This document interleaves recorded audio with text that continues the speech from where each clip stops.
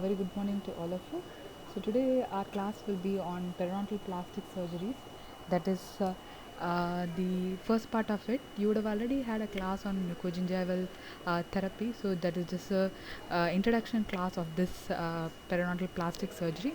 So during this session, seeing about certain things where we are expecting you to know. So you should be able to define mucogingival and perioplastic surgery at the end of this class, outline all the perioplastic procedures, classify the recession, and you should be able to tell the different perioplastic procedures which are available in the periodontics, and use this knowledge to draft a plan, explain the indications, outcomes, and complications of the perioplastic procedures. Now coming on to the contents, so this class has been divided into two sessions, two parts. So I will be dealing with the first part, and in the first part we will be going on with the introduction, the difference between mucogingival therapy and perioplastic surgery, objectives, procedures, classification of recession, root coverage procedures, the criteria for selection of techniques, treatment options, and then we'll finish it with the. So, as you all know, the classification of periodontal surgery, this has been classified as those aimed at reducing or stopping the periodontal disease, surgeries aimed at reducing or stopping the periodontal disease, periodontal plastic surgical procedures, which includes those done for the aesthetic purpose or those done for the anatomic purposes, and the pre-prosthetic surgery, which includes the implant placements, the augmentation of the soft tissue around the implant and the hard tissue around the implants. So today we will be mainly concentrating on the perioplastic surgeries.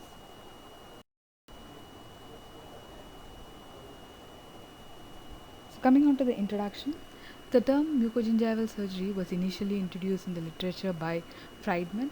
This was the term which used to tell the surgical procedures needed for the correction of relationships between the gingiva and the oral mucous membrane.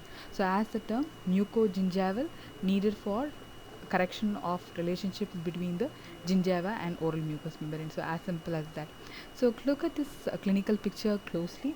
So, from this, what can you see? What are the defects which you see in this picture? So, from this, you can see that there are certain few soft tissue problems which are associated with this particular tooth.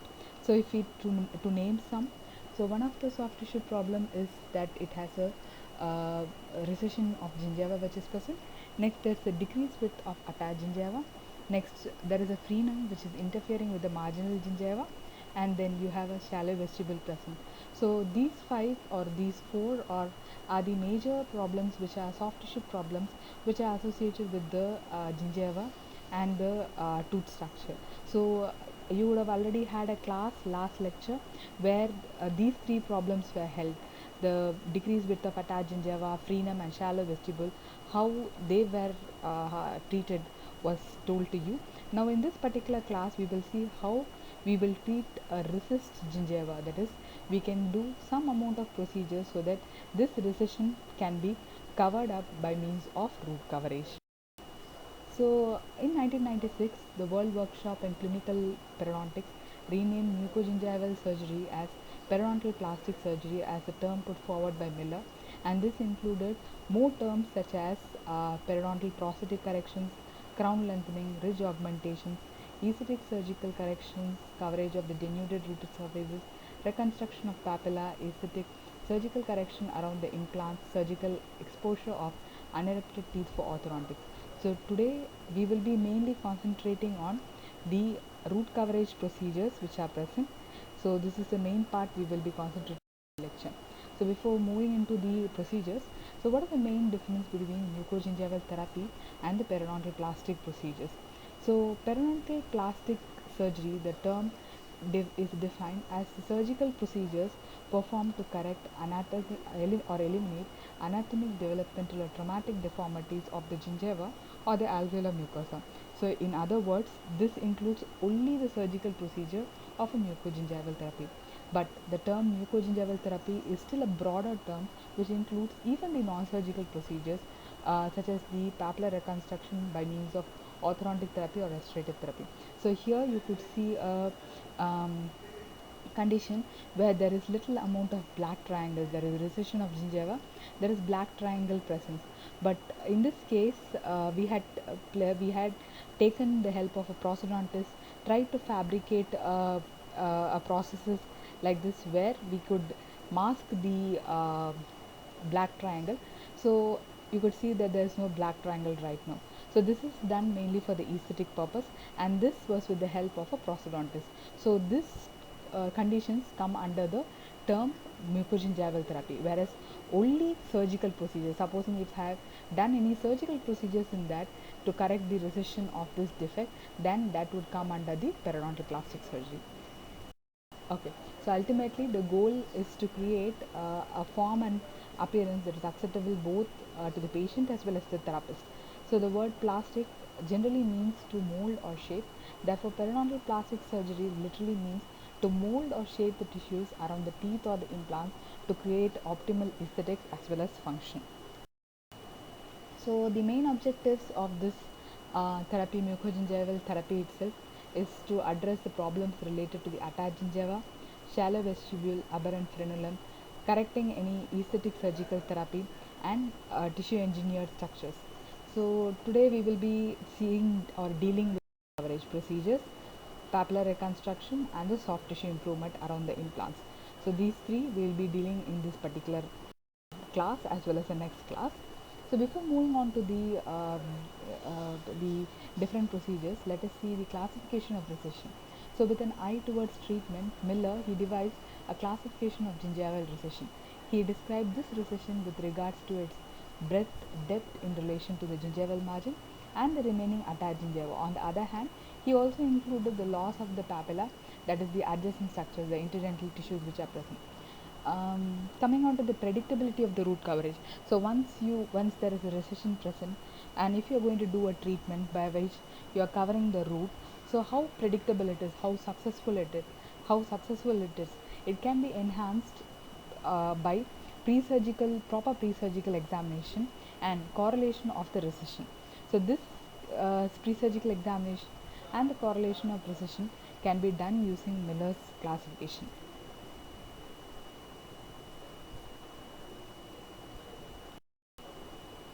So coming on to, there are four classes of recession defects which Miller has put forward, and this is strictly to be told as classes, not as types or not as grades. So you will tell it as class 1, class 2, class 3, class 4. So now coming on to the class 1 defect. So when Miller he mainly took the mucogingival junction, that is the line separating the attached gingiva and the oral mucous membrane as the main boundary, and then he had explained about the different classes of recession. So coming into the class 1 recession, here it is defined as that marginal tissue recession which does not extend beyond the mucogingival junction. You can see that there is a mucogingival junction, and here the recession ends here itself. It does not extend beyond this, and moreover there is no loss of much soft tissue or hard tissue structures interdentally. So this type of recession can be either a narrow one, or it could be a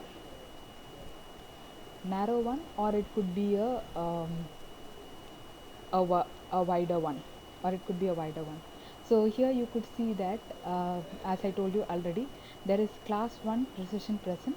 The amount of marginal tissue recession does not extend below the mucogingival junction, so it is at this level itself, and you could see that there is some amount of no amount of bone loss present on the sides of the interdental tissues. Coming on to the class 2 gingival recession, you could see that the marginal recession does not extend to or beyond the it extends to or beyond the mucogingival junction. There is no much of loss of bone or soft tissue in the interdental area. This can be again subclassified into an wide defect and as well as a narrow defect. Again, coming onto the clinical picture, you could see that the marginal tissue recession has gone beneath this mucogingival line. This is the mucogingival line, and it has gone beneath this mucogingival line, but the soft tissues on either side remain intact. So this comes under the class 2 category. Next, coming out of the class 3 category. So here the marginal tissue recession extends to or beyond the mucogingival junction, but there's a difference here between class 2 and class 3, that there is some amount of soft tissue or bone loss. Can you see that the soft tissue has come to this level, and so some amount of soft tissue or bone loss is there, and also sometimes there could be little malposing of the teeth, like for example a crowded teeth. And this is the clinical picture where you could see a soft tissue loss on the mesial side of this particular teeth. So class 4 is a condition where the marginal tissue recession has extended beyond the mucogingival junction, and in this case there is a severe root resorption which is present. I mean the severe bone resorption or soft tissue loss which is present, or there could be even a severe tooth malposition which is present in this case. So this comes under the class 4 category. So there are 4 different classes of categories. Next, new classification. The new classification of 2017 has again classified recession into 3 types: the RT1, RT2, RT3. So this was mainly based on the attachment loss which was present. So you could see that in this case the authors have classified it based on the the CEJ, the attachment loss. If the interproximal CEJ is not detectable at both the mesial and distal side despite the marginal tissue recession, then it falls under the RT1 category. RT2 category is one in which the amount of interproximal attachment loss is less than or equal to the buccal attachment loss. And RT3 is a category where the amount of interdental attachment loss is more than or equal to more than the buccal attachment loss. So this comes under the RT3 category. So apart from this, various authors have classified this into classified gingival recession according to many criteria, but we still follow the Miller's classification, since it is able to predict the amount of root coverage and used for the treatment purposes. Okay, before going on to the root coverage procedures, I would like to tell or stress on few terms which is very important to understand the root coverage procedures. So graft. So what is graft? So graft is a piece of living tissue that is transplanted surgically. So this could be an autograft or it could be an allograft. Autograft in the sense it is taken from the same patient's body and placed it in another site. So allograft is one thing which is taken from another person and then it is processed and then fitted into the patient in need. So as such, most of us in this case we use autografts. Next term which I would like to stress on is the donor site. So donor site is an area which donates the graft. So here you could see that this is the palatal area. So I am taking the graft from this area. Could you see that I am taking the graft from this area to another area to cover my root coverage procedures. But if I am taking the graft from adjacent side itself, like for example I am having a recession defect here, so if I am taking the graft from the adjacent sides itself, I am just taking this side and placing it by this side, then it is called as a pedicle graft. So we will be dealing it in the next slide with it. So donor site could be area which donates the graft, and recipient site is one in which the area of the defect is prepared well before the graft receives the donor site. So here you could see that we prepare this area, prepare this bed, and then we place the gingival graft over that, secure it with the help of these sutures, and this is called as a recipient site. So this has to be prepared well. Now coming on to the root coverage procedures, so there are a number of various amount of root coverage procedures present, but ultimate successes has been found only with these 6 excuse me root coverage procedures. Now coming on to the free gingival autograft procedures, so as I told you already, so this is a donor site. So in this case the word free tells that we are going to remove the graft totally from that area and place it to another site. So there is no connection with this with the graft removed and the parent side. So that is called as the word free. So in this case, the donor side which I have selected is my palette, and you could see that I have removed the graft from this side, and I have placed my gingival graft in this area. So that is a free gingival autograft. Free connective tissue autograft is nothing but if I take a connective tissue from the underlying area and place it like this, it's the free connective tissue autograft. And then you have something called as the subepithelial connective tissue graft, in which we just take the area beneath the epithelium, a little of epithelium and a little of connective tissue is being taken. And pedicle graft is one in which the part of the, as I told you already, here the part of a graft is left temporarily attached to its original site. So this could be either a laterally positioned one, I could laterally place it like this, or it could be a coronally positioned one, or it could be a semilunar pedicle which I can do it. Another procedure is by means of guided tissue regeneration. So here you could see a membrane which is being used. So this could be used to cover the root coverage procedure. Another procedure which we do is a pouch and tunnel technique. So whereby if there is going to be multiple recession defects, what I do is that I create a pouch like this. I create a pouch like this towards all the teeth and a tunnel towards all these teeth, and then I procure a free ginger, a graft like this, and then insert into these areas and suture it. So this is called as a pouch and a tunnel technique. So now I have briefly told you what are the root coverage procedures, but this will be explained in detail in your second part of the lecture, which is to be held after 2 weeks. So we will be dealing how each of these procedures are being done, what are the indications, what are the contraindications in that class.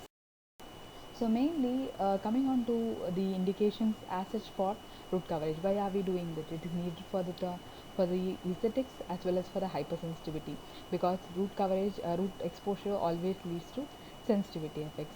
Now coming on to the root coverage predictability. So before going on to any surgical procedure, analyze whether if we are going to go for treatment for any particular tooth, whether this will help in our treatment, will help in producing ultimate success for treatment coverage. So for that we need to see three main components. One is your mucogingival junction. So you could see very clearly here that my mucogingival junction is not to be seen at all in this area. It is very difficult for me to find out where it is. So and then there should be, if there is going to be loss of interdental septa or internal gingiva, it's going to be a little difficult, and there is going to be more root malposition.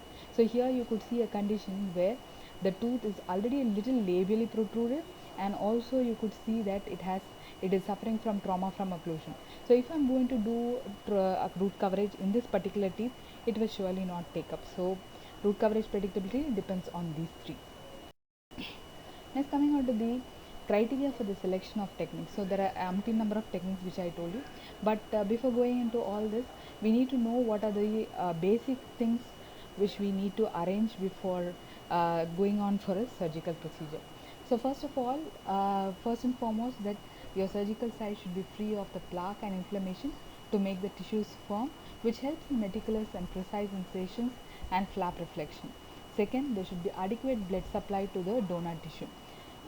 You always know that, as I told you already, that pedically displaced flap is one in which the parent tissue is already there, which means we have not totally cut off the blood supply, whereas in case of a free graft we have cut off the blood supply.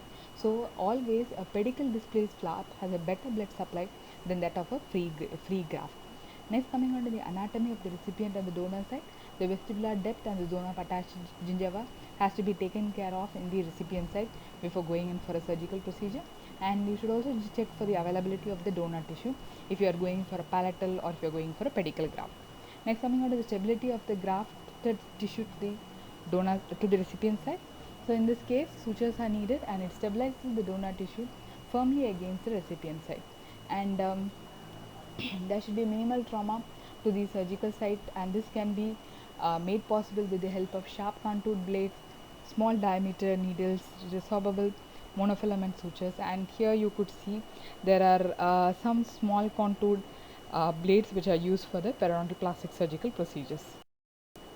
Next, coming on to the conditions necessary for a successful root coverage. So obviously the first and foremost should be you should see to that there should be no much loss of interdental papilla or intraalveolar bone adjacent to the gingival recession area. Sufficient amount should be there, in other words. There should be sufficient blood supply. The root surface should be covered with a thick donor tissue. So if it is going to be thin, then it is going to necrose away. Donor tissue should closely adapt to the recipient site and it should be sutured. So basically the space between the donor tissue and the recipient site, if it is not closely adapted, it results in something called as the dead space which occurs, which will interfere with the circulation, and there should be no severe decay or abrasion on the exposed teeth.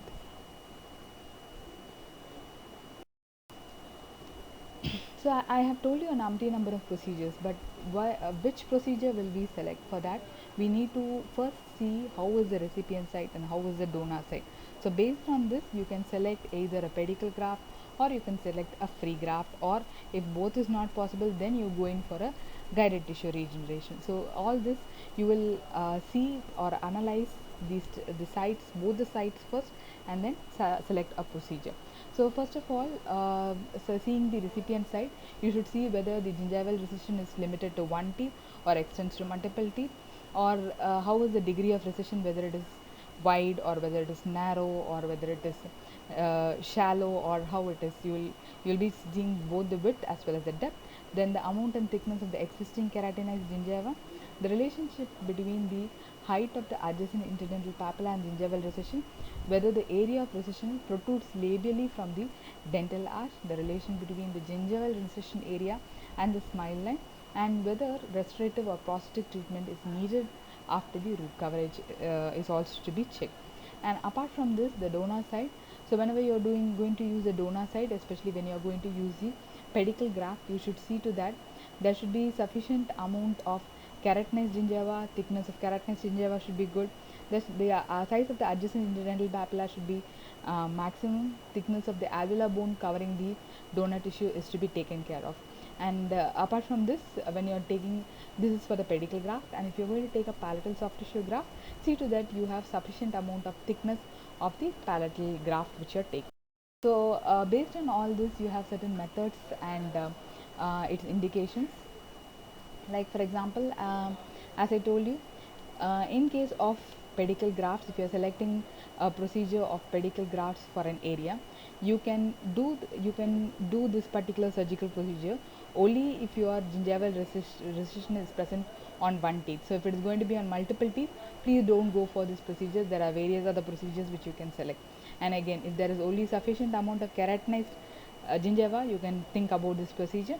And if it is going to be a narrow and a shallow defect, if it is a wide defect, please don't ever think of this procedure. And if you want a very good post operative color harmony, which means that, so after the placement, especially in the anterior teeth, once you place your gingival graft, if you want your graft to be of the same color of the adjacent tissue, you could select this particular pedicle graft as a means of covering the root surface. The second one is the free autogenous graft. Again, you can do this for multiple teeth, and you can also do it for cases where there is going to be insufficient keratinized gingiva, and again it is in a narrow and shallow defect only. And subepithelial connective tissue graft is considered to be the gold standard of all the soft tissue grafts present. So this could be done on multiple teeth. It could be done even in areas where there is the insufficient thickness of keratinized gingiva, and in wide or deep gingival defects, post-operative harmony is very good. And even when the teeth is little labially placed, you can even do the root coverage in such teeth.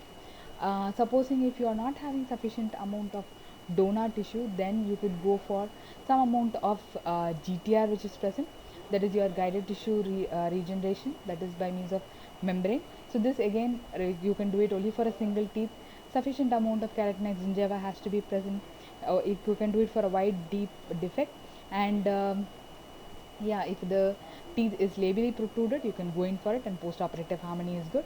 Seminoma coronally pushing flap, again single or multiple teeth, sufficient amount of keratinized gingiva, and narrow and shallow defects, and post-operative harmony. Color is also good in this case. So next, coming on to the treatment option for various conditions. So this has been put forward by various authors after doing many surgical procedures, where they found out that this graft could be used for this particular condition.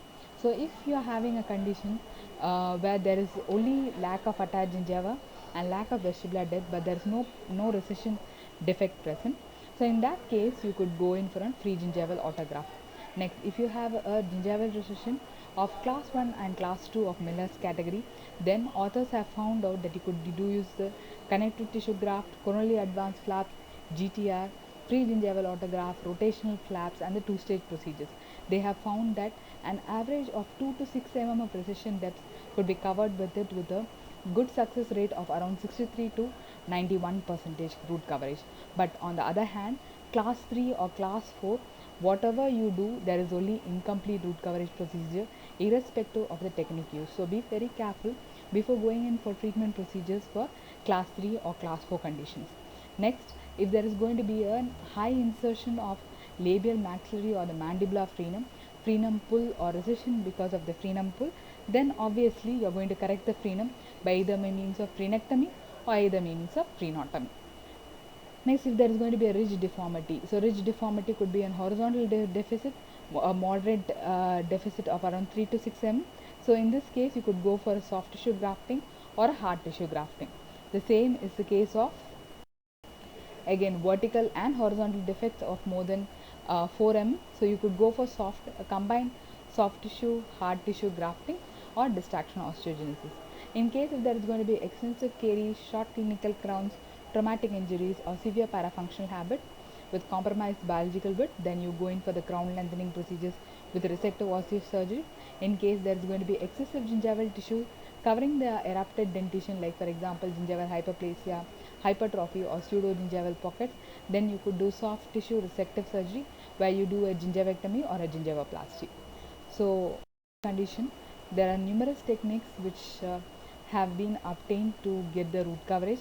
Some are more predictable than the others and provide more aesthetic results, but still now there is no single best technique which is suited for any condition. So you have to analyze how the donor site is, how the recipient site is, and then going for the techniques. So each situation presents circumstances that favor one technique or the other.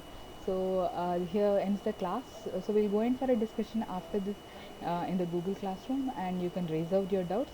So the next class would be pertaining to the root coverage procedures, how they are, how we are going to do them, how each of the procedures is being carried out, and then the indications and contraindications, advantages and disadvantages of each condition. Okay, thank you.